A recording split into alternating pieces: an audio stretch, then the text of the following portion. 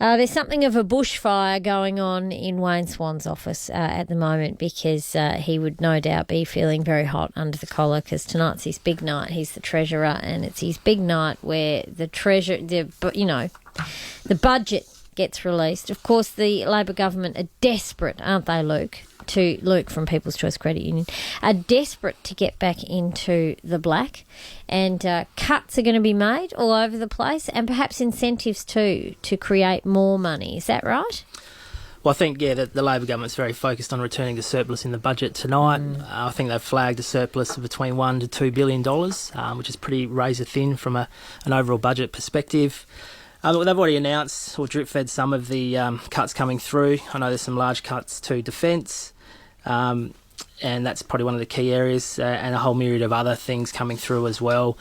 Really, I think we're going to have to wait to see tonight to really understand where they're trying to push that surplus from, because what we see at the moment just doesn't give us the full picture. And so when they say they're going to put us back into the surplus, Peter, is that what they're going to take money from certain portfolios, or how are they going to do that? I know when I have to put my own bank account back into surplus, which doesn't happen very often, I've just got to stop spending, really. And that's largely it. Stop spending money. Yeah. You've got to have income to spend. Yeah. And if you don't have income, and we know in Australia the companies and individuals aren't paying as much tax, and therefore there's less money for the government to spend. So they've got to trim their expenditure programs in all of the range of portfolios. And that's some of the announcements we've heard to date. They're trying to manage the forward view, where they spend their money based on what they know they'll have as income. Peter Costello, who was our former treasurer, of course, for many years under the rule of John Harwood, he was known as a conservative treasurer, and of course when the Liberal Party lost government in 2007, we were in the black, weren't we? We had a budget surplus. We did have. And then the Labor government got in, and under Kevin Rudd, of course, they spent a lot of money handing out all sorts of financial incentives to keep us out of the global financial crisis. So now we're in the red. Correct. That's correct. Yep. So their aim is now to get us back into the black. You sound like an economist. I know, I do. Well, I'm doing it in very simple terms. So how important is that for the government tonight to show us that we can get back in the black? Do we, the people, feel more secure knowing that we've actually got money at our disposal? Yeah, I think it's a mindset, confidence factor that the government is managing the finances of the country in a prudent way. There'll be some pain tonight, but there'll be some incentives. And the government's challenge is how best do they look after those who need, and where do they draw the reductions from without adversely impacting those in need predominantly.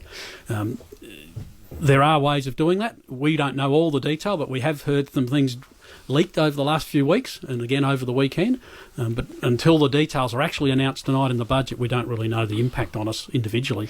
And when they talk about downward pressure on interest rates, that's obviously keeping interest rates low, right? Now, Correct, that encourages spending, doesn't it, Luke? Because if we know that our mortgages are at a low rate or our personal loans are at a low rate, it means that we can continue to stimulate those other sectors, like the manufacturing sector and the retail sector and the tourism sector, by not being frightened to go out and spend what excess money we have, or in fact, even in many cases, actually even just having excess money to spend. That's correct. Yeah, the lower interest rates go, everything else being equal, you should have more money in your pocket to spend. But what we're seeing at the moment is the consumer is actually pocketing that money by either saving or paying down debt, which actually doesn't help stimulate the economy or those retail sectors.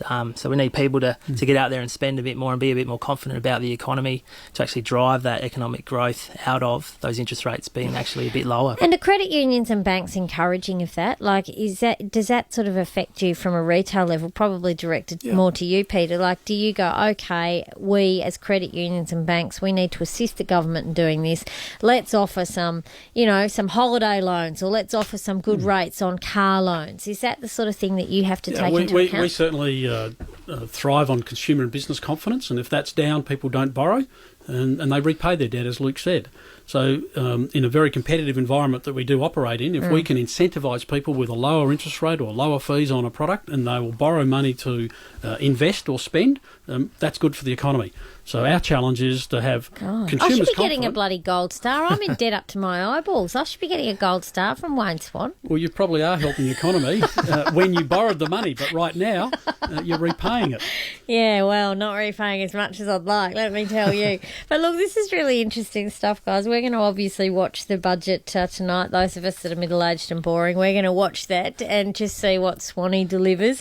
And we'll talk to you, I think, in a couple of weeks about another interesting subject related to finance. Have you got kids yet, Luke? Are you doing? No, I don't. You No, haven't? no kids. Wonder what will happen if he gives birth one day to a little Luke. Little Who's stockbroker. I know, a little stockbroker. I think that is so funny indeed. Well, at least he'll know we have someone to play with if he wants to play stock market games anyway. You'd probably try and beat him at Monopoly. I bet you. That would be great. Hey, listen, lovely to meet you. Thank you so much for coming in. Luke Havelberg from the Treasury Manager of People's Choice Credit Union and Peter Evers, the Managing Director. We'll be back in just a moment.